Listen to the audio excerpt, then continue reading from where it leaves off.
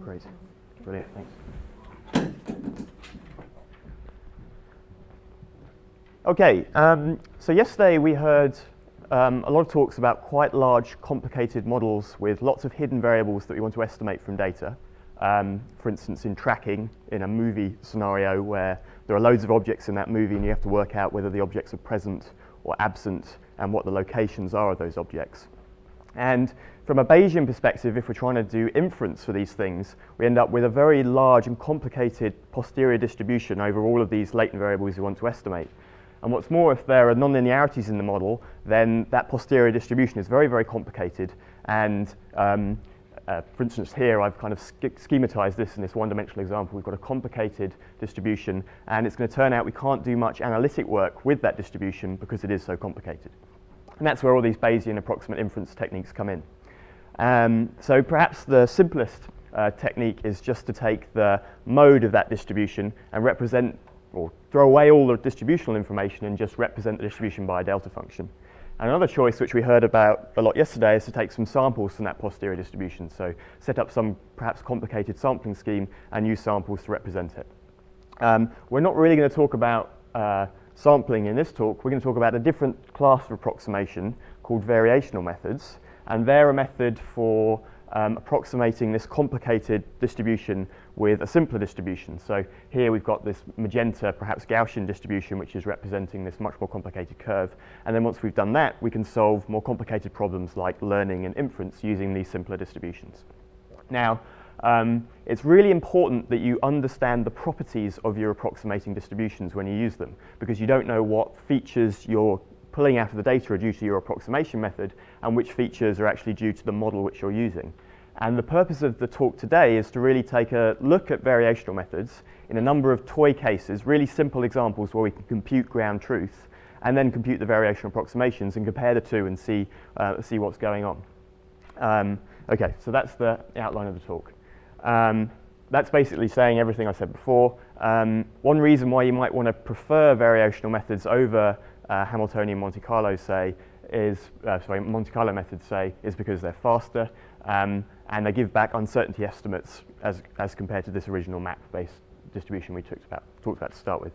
So I don't think much in this talk is new, perhaps. It's just looking at what we know about the properties of these variational methods in time series type applications, which is relevant to the workshop. Okay, so here are the take-home messages. I'll give them up front just in case you wander towards the end. It's really well known that variational methods are compact. So this is something that David Mackay showed a while ago. And by compact, I mean things like if you have a complicated multimodal distribution, a variational method will go to the biggest mode with the most volume and place itself over that. Or if you have a correlated, complicated Gaussian distribution, say, and you approximate it with a fully factored distribution, it will go in and pick the shortest length scale in that process. So that's what I mean by compact. And what that means for time series models is really a failure to propagate uncertainty information through time. And that can reduce these mean field-like algorithms. So if you use we'll talk about this more later, but if you use a fully factored approximation to your posterior in a time series model, then that will essentially reduce your algorithm back to a map-like model. So this argument that you've got some distributional information hanging around really goes out the window. And a feature of this is that variational methods fall over in the worst possible way. So when I'll show you more about this later, but when the variational method is least exact, what you'd really like an approximation to do in that scenario is to throw up its hands and say, I've got no idea what's going on, so I'll put huge error bars in all the inferences I get back. But unfortunately, what variational methods do is they become super confident, and they become more map-like and give delta function estimates.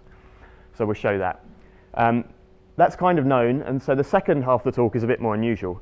And that's going to compare, in a learning scenario, learn parameters using an algorithm called variational EM, which the next few slides are about. And what I'm going to try and convince you of is that if you use variational EM to estimate maximum likelihood parameters, then you get very different solutions from the maximum likelihood case. Another way of saying it is that the algorithms are not consistent.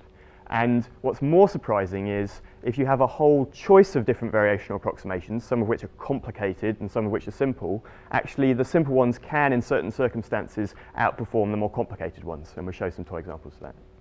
Okay, So that's the sketch of where we're going. I hope this is all the theory you need to explain the talk. You should shout if there's something you don't understand here, because the rest of the talk kind of will rely on it.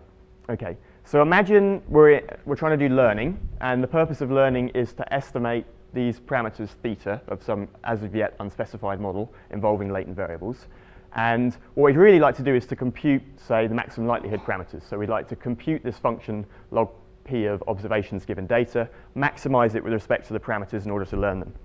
And the reason why that is difficult in the latent variable models like we talked about yesterday is that you've got all these hidden variables, which I'm going to call x through the talk, and you have to integrate them out. And often this is the integral which is analytically intractable or intractable for some other reason. Now, the variational approach is as follows. We can introduce some approximating distribution over the latent variables, and we're going to call that q of x. And that was that simple approximation I showed before.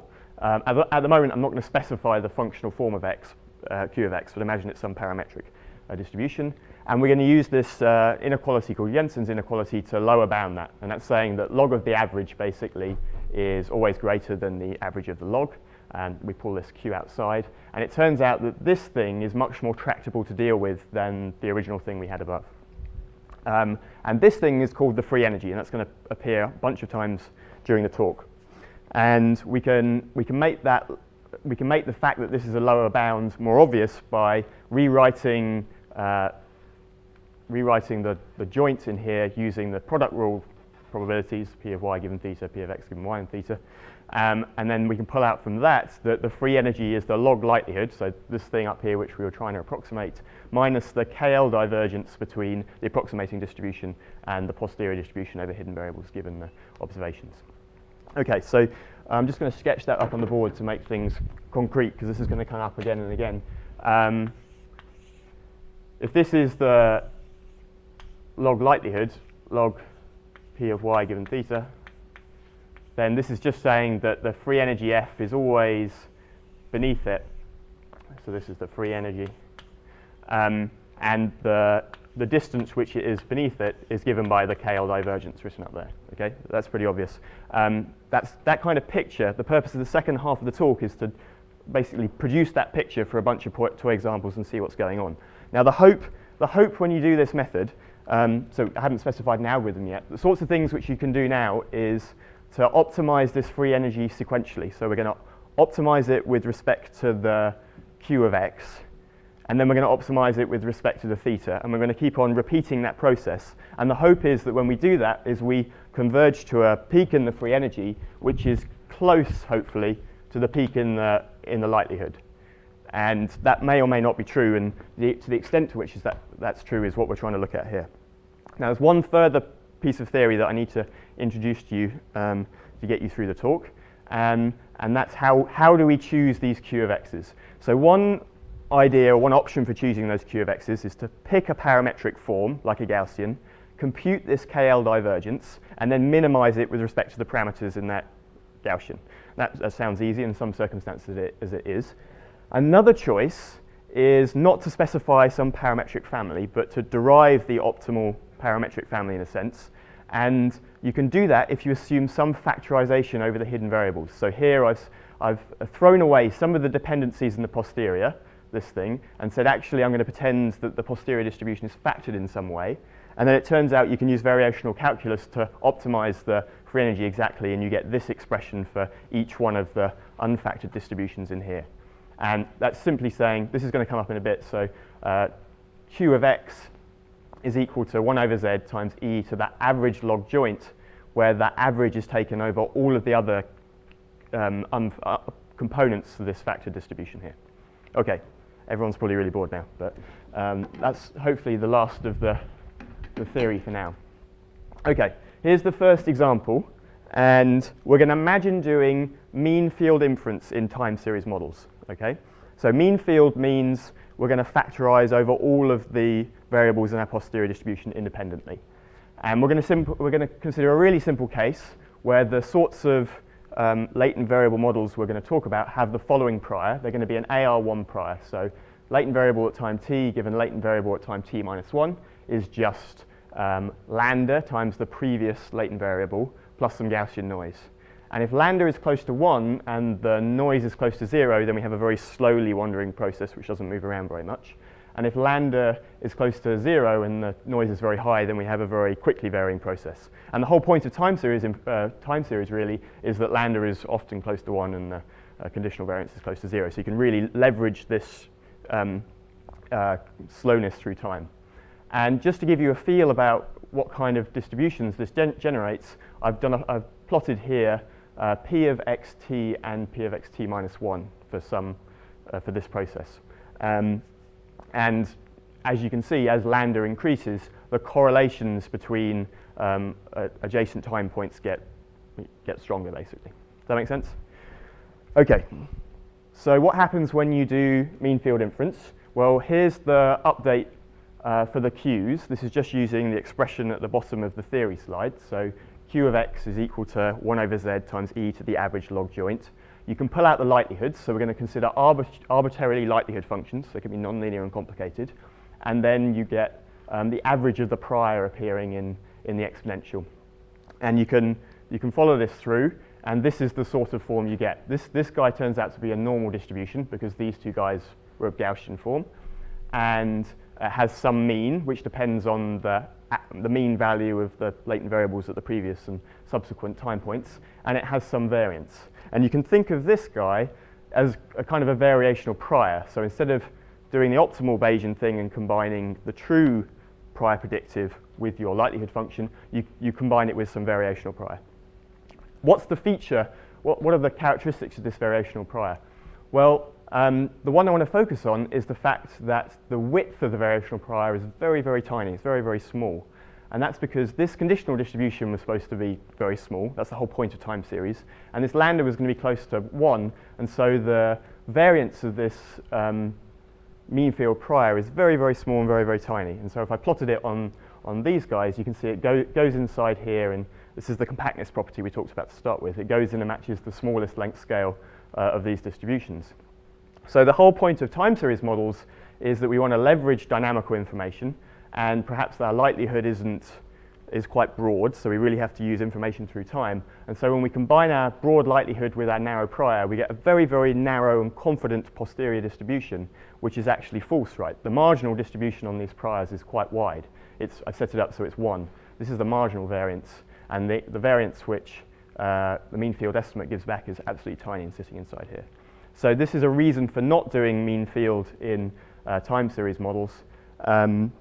And we'll just summarize this here. It's really not a surprise, right? Mean field means, if you're a physicist, the variable at one point sees all the other variables as if they were at their means. And so no uncertainty information is getting propagated from adjacent latent variables, and that's really what I've shown there. The proper Bayesian inference would have folded in uncertainty from variables either side.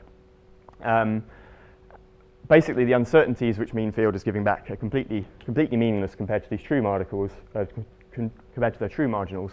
And the real problem is that when variational approximations are terrible, i.e. here where we've factorized over very strong dependencies, they're most confident. So we really wanted them there to say, I don't know what's going on because the model's really correlated and I can't deal with correlations. But instead of that, they become really overconfident.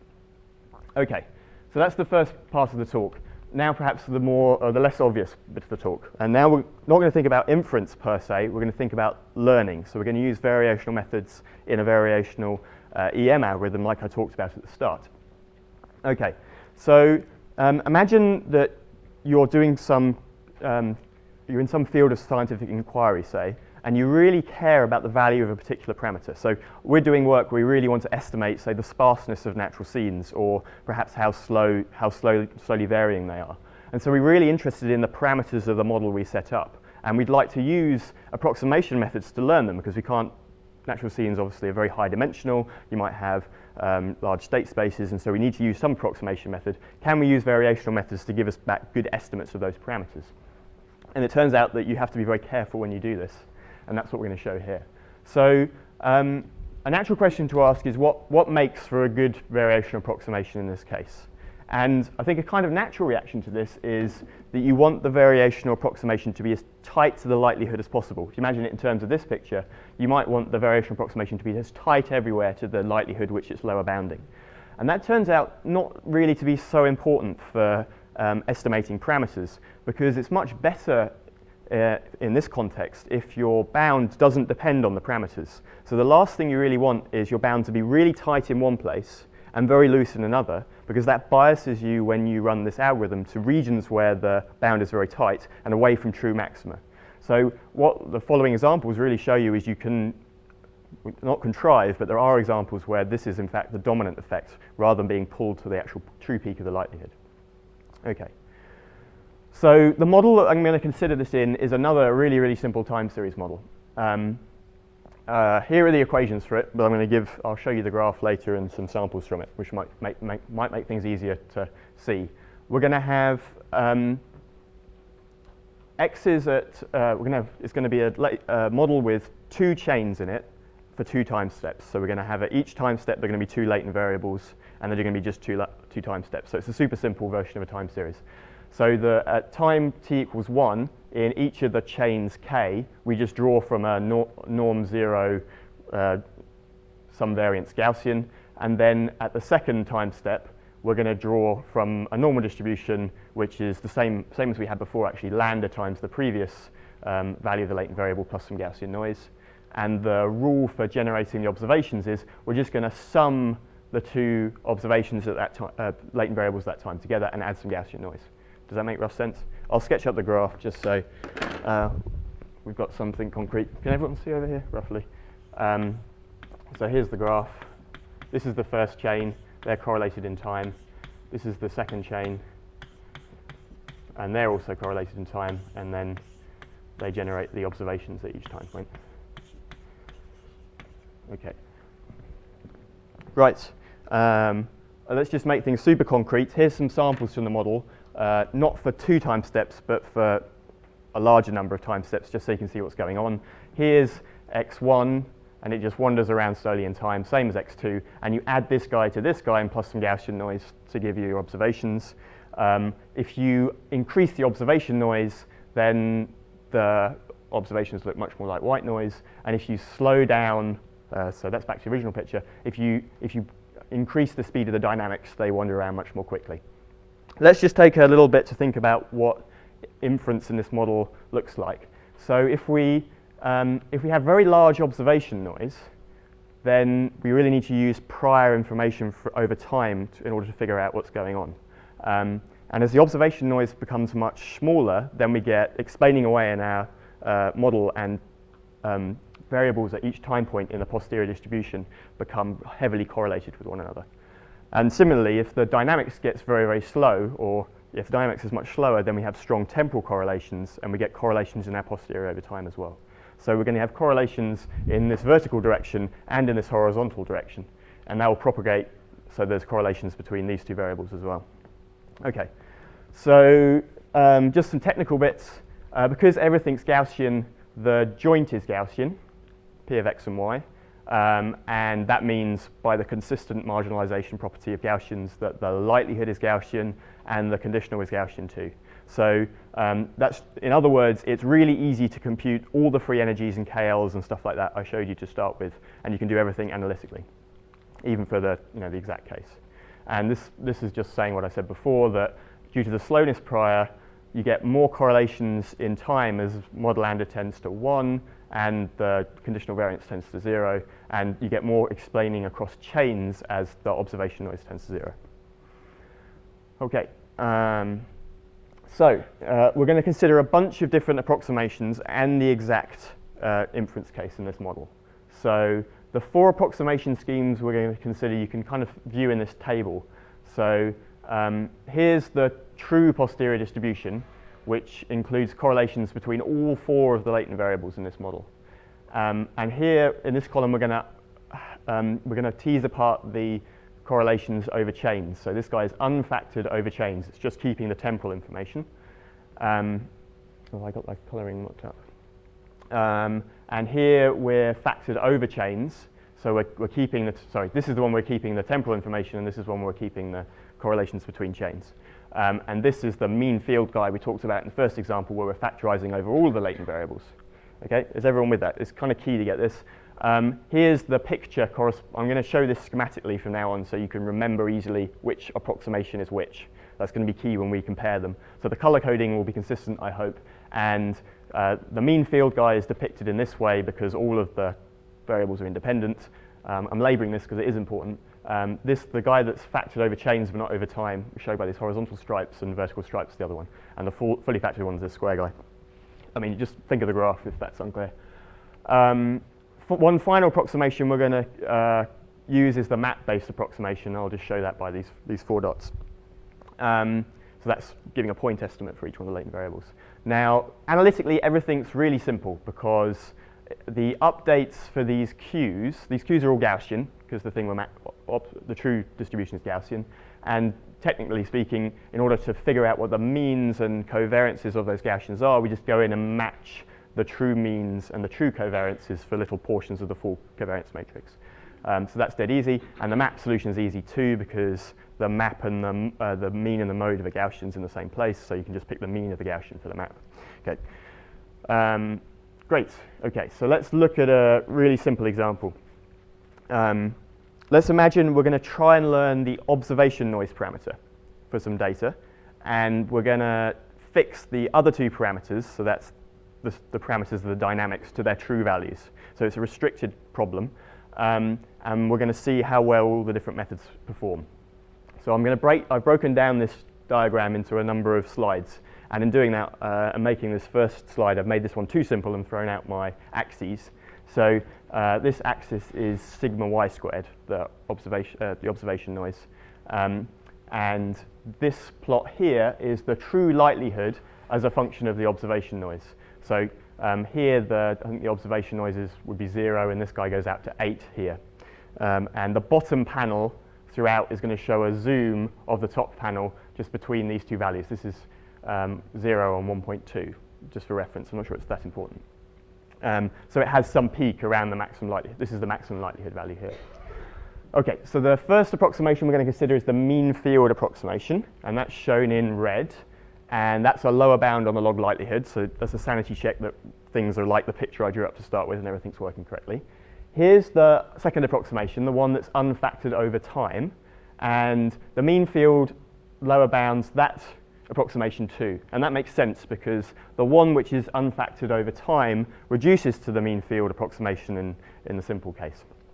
And what's more, the same applies to the one that's unfactored over chains. That also reduces to the mean field approximation. So the mean field approximation lower bounds both of them. What happens, we're going to go through a few sanity checks to try and give you some intuition about this picture and what's going on. What happens when the observation noise is really high? Well, then all that really matters is dynamical information through time. The observations are really telling you nothing about anything in particular because they're just too noisy. And so the blue guy, which preserves correlations through time, tends to the true likelihood. That makes sense. And what's more, the mean field approximation and the structured approximation become equivalent because although this maintains the correlation between latent variables in each chain, that's not really very important because the observation noise is so high. Okay, and similarly at low noise conditions, so there you really want to preserve correlational structure over chains, and correlations through time don't really matter very much. And so the pink guy, which does exactly that, is performing better than the other 2 methods which converge to one another. Does that make sense?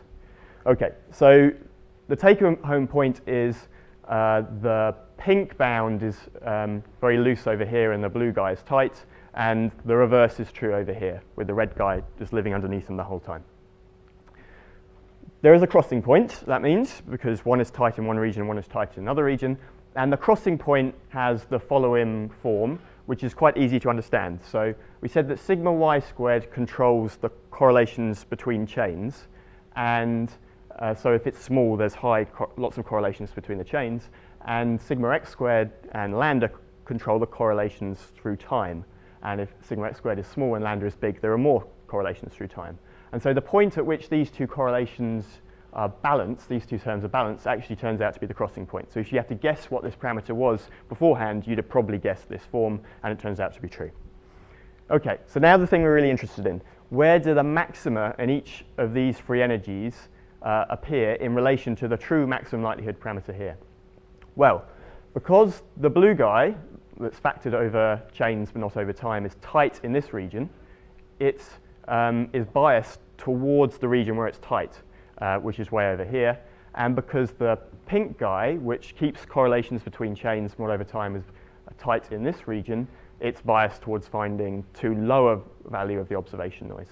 And because the mean field approximation suffers from both of these effects, it ends up, in this particular example, getting an estimate which is closer than either of them to the true maximum likelihood value. So this shows that the variational methods aren't consistent, they don't give the maximum likelihood value back, and that less structured approximations like mean field can do rather better than the other ones because it suffers from both of the deficiencies that those methods have in a way. So it's doubly broken, which in this case happens to cancel. So in a few slides' time, we're going to ask how typical is this case. I chose values of the other parameters, the dynamical parameters, so that this was true in this example. What region of the space of parameters does this rather peculiar event actually happen? And it turns out that there's actually a reasonably large volume of that space where this sort of behavior happens. Finally, I promised to talk about the map-based solution, this one here. So this is the map-based solution. And the map-based solution is catastrophic, basically.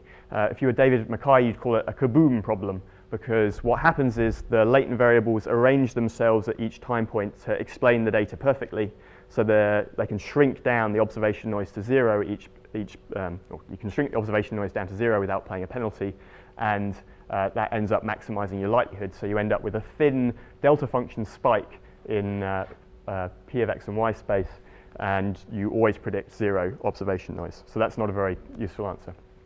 Okay. Before we talk about characterizing the space in which this sort of behavior happens, I just want to talk about learning lambda with the other two variables fixed. We won't go into this into too much detail.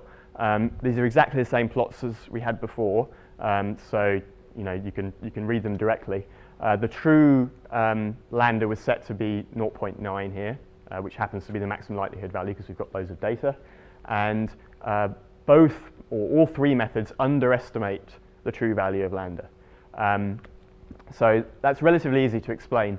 Let's start with this guy that factors over is unfactored over chains. This guy's throwing out all the dynamical information, so it's bound to be tighter when the dynamics doesn't exist at lambda equals 0, and more loose over here, and so it's going to be biased in this direction. What's less obvious is why the blue guy, which kept all the information about correlations over time, is also underestimating lambda, why it's also less tight over here. And that's because as you increase lambda, you get more correlations between this guy and this guy. They're propagated by the explaining away, basically.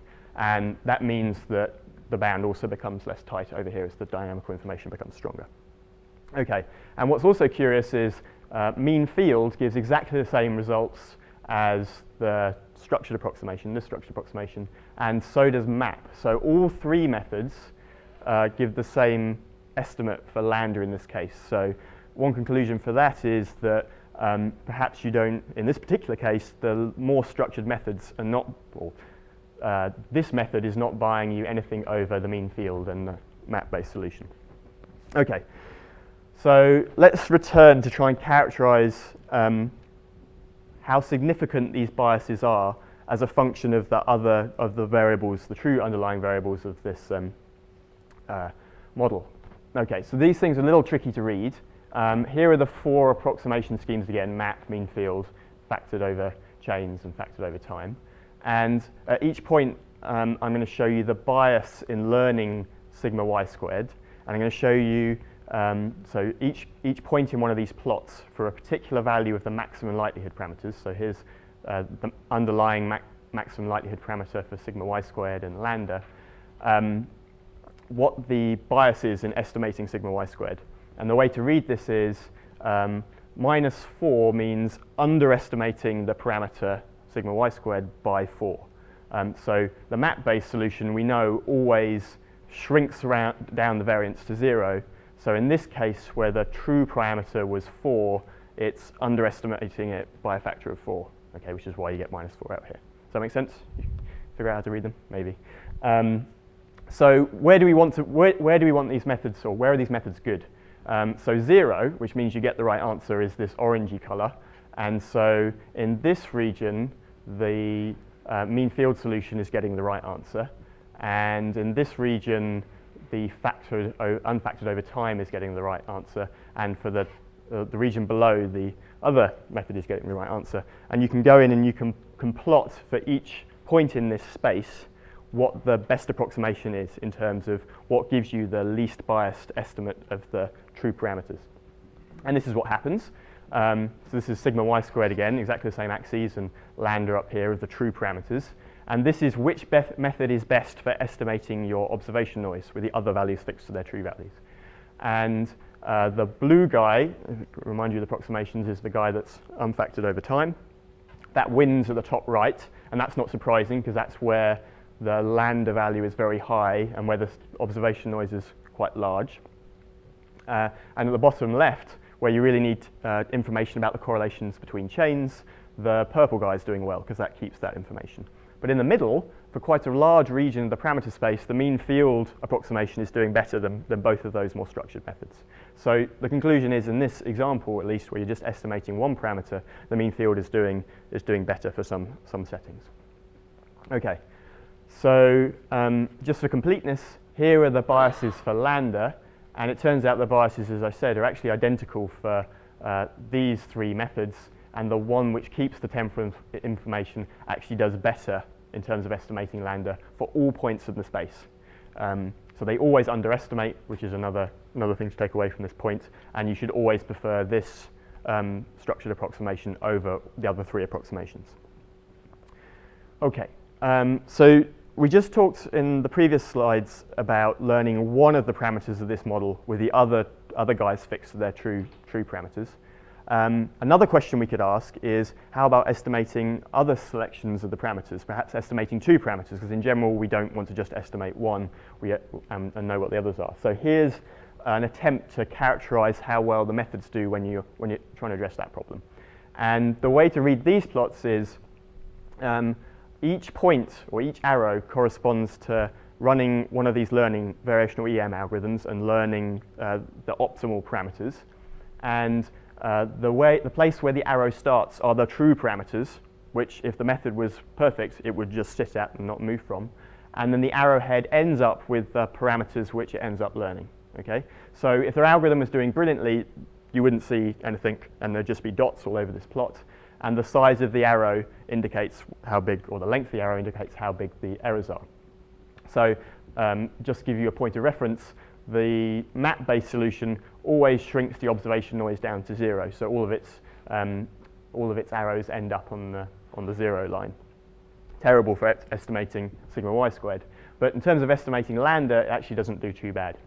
The mean field approximation in this case, however, does much worse than it did in the previous examples. So before, remember, in certain instances it was beating the other methods. Here it really vastly underestimates the dynamical parameter and is a truly terrible method to use.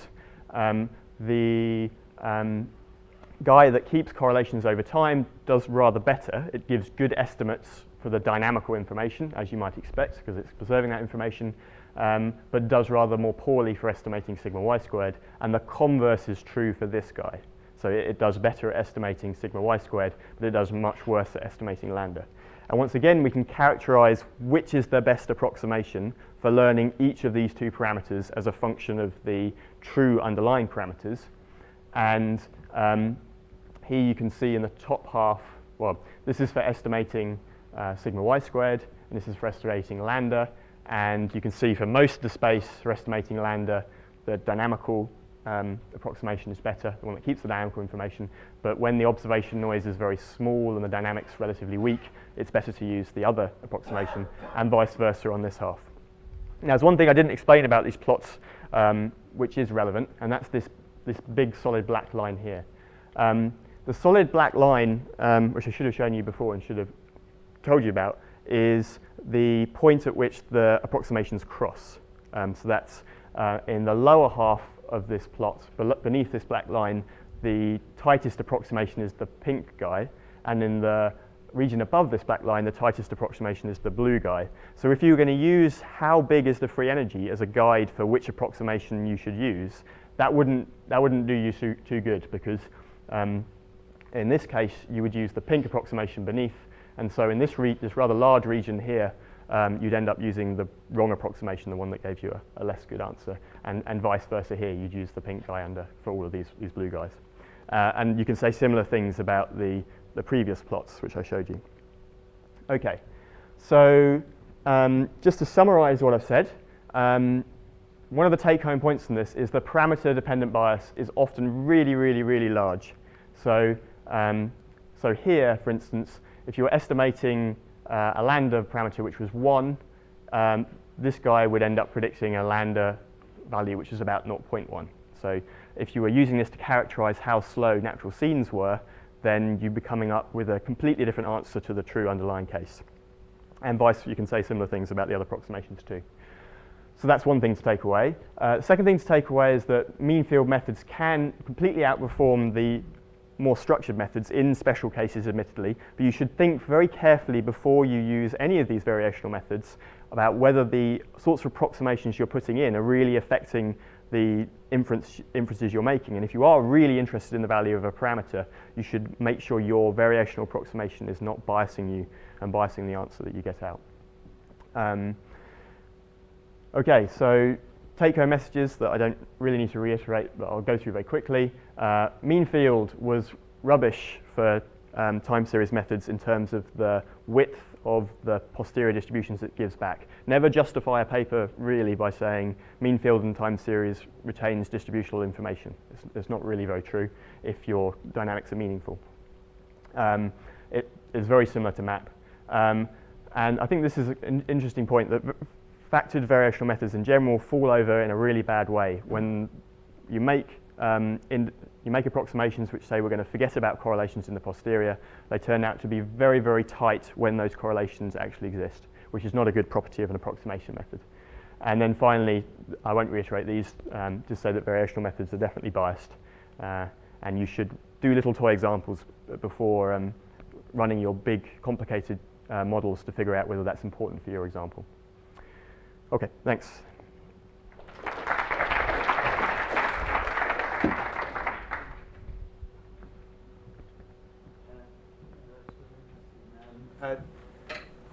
The toy examples become real examples if you factorize between the lambda and the x's. I mean, that's what you do in. So if you're doing variational Bayesian, Bayesian parameter estimation. Yeah. That's an algorithm people actually use. I don't believe they use the factorization that you used in your toy example. I think, well, maybe they do. They do. Well, I've certainly written papers suggesting that you should do things like that. So it's useful to do the sorts of approximations we talked about here if you have, so imagine this basically have a Kalman filter-based system here. But imagine you have loads and loads of latent variables, and so when you run the Kalman filter or Kalman smoother, you have to invert very large matrices. And one way of getting around that, having to do that, is to use these factored variational approximations, so to avoid computational intractability. I should say that there are a couple other examples. David Mackay has a couple of examples in mixture modeling, which are very similar to these examples, where you see variational methods killing off extra mixture components. So if you're trying to estimate how many mixture components are in in some data, the variational methods will kill off some of the mixing components, which that makes the true posterior distribution less multimodal, and therefore the KL divergence is tighter. So it's just another instance of the sort of behavior here, but not for time series.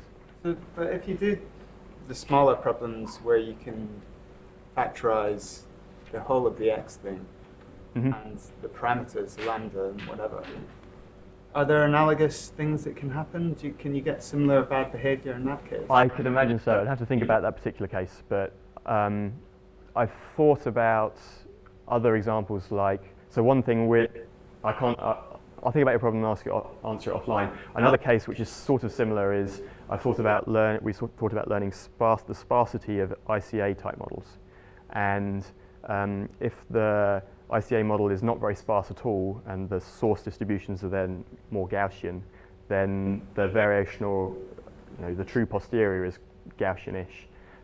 But as you increase the sparsity, the true posterior distribution is much less Gaussian. And so variational approximations can really well match the less sparse case, but they can't very well approximate the very sparse case. And so you're always biased to inferring sparsities, which are much larger, or much smaller, much more Gaussian than the true underlying case. And you can do that in a variational Bayesian framework and with student t-priors and stuff like this. So it's a similar thing. It was very nice. I would like to ask, when you do learning, I guess what matters at the end is just the gradient. I mean, if the derivative of the lower bound matches with the derivative of the true likelihood, then you will find pretty much the same solution, right, with respect to the parameters.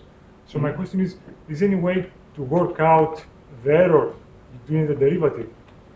For example, the error between the derivative with respect to the parameters Do you mean true likelihood. Do you think the derivative is more? You mean is the derivative more tractable than?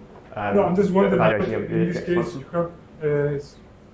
No, I'm just wondering if in this example, in this toy data, in this toy problem or something, if you can work out some bounds of the derivatives, you know, between the lower bound, Yeah. the lower bound objective function and the real objective function, the true, which probably will show some effects of the difference. I think I don't know, actually, maybe just. I'm not sure whether that's the route to doing it, but there should be ways of fixing this up in some way. So without really answering your question, answering a kind of similar question, you would think that if you have a whole load of structural approximations, which you know that each of them is a lower bound on your free energy, and you know vaguely where one is tight and where one is loose, because you know one preserves dynamical information and one doesn't. So you really know a lot about the shapes of these curves. You would think it would be possible to use that information and say we've got lots of lower bounds which are tight in one place and loose in another in order to pin down the peak of the true likelihood in a much more exact way. You can view it as an inference problem if you like. You've got lower bounds and uncertainties and how far they are away from the true log likelihood. Can you then infer the maximum of the true log likelihood? But that's obviously a very difficult problem. In the toy example, there are definitely ways to fix it up because you can do all the exact stuff. In the real world, I think it's much harder. But what's the intuition if you take your toy problem to a longer time series but do the same estimation of lambda and sigma? Does the problem get worse or better? I sort of imagine it getting worse. And the reason is because if you think about the posterior covariance matrix, if you've got a very long chain, you get correlations between quite separated latent variables in the posterior distribution. And so if you make approximations like this, you're going to end up throwing out even more information. You're going to represent even less of the off-diagonal structure in that covariance matrix. So, for instance, mean field, which would just capture the diagonal structure of the covariance matrix, would then throw out would ignore all the other stuff. So I sort of imagine the bounds becoming even looser and possibly therefore even more parameter dependent. But that's just hand waving. So worse would be my guess. But presumably that's fairly easy to try within your framework. Yes, yeah, you could do. Yeah. Yep, totally. Have you looked into the issue of interval estimation at all? Have I looked at the issue? Sorry. Interval estimation. No, I haven't. What's interval estimation? Well, instead of just quoting a maximum likelihood estimate, quote an interval estimate. I see what you mean. Right. This is in variational Bayes. You can probably get the parameter estimate right, but the curvature is too sharp, so interval estimates tend to be too narrow. Yes. Yeah. I don't know if you've investigated that. So the case that we talked about at the front about inferring sparsity was, this maybe doesn't answer your question, but that was using variational Bayes, and that was an incorrect, did give back a biased estimate even when you were inferring distributions rather than using point estimates. Are you saying you should use interval estimation instead of doing that, or? Well, it's always good to have some idea of uncertainty about your estimate, which is what the interval estimate will. That's true. Okay, I guess I'm saying the variational Bayes gave you a bad mean and a bad variance estimate of your uncertainty in that case. I just wanted to mention there are possibilities to compute kind of sanity checks known as linear response corrections. Sort of like can tell you probably a little bit how bad it is. I don't know if that's a possibility of doing things. My other question is, you know, the general statement that variational methods are compact. Is there any? I was looking. Is there a formal proof saying, you know, this is bigger than that under such condition for all models that satisfy this? I don't know. Not that I know of, but Because we always mention that, and I keep mentioning it myself, and I think David should answer that question. But it sort of comes from the cost function, right? If you write the KL that way around, you really don't want to put probability mass where the other, you know, the true posterior distribution, it has small mass. I want to see it in maths.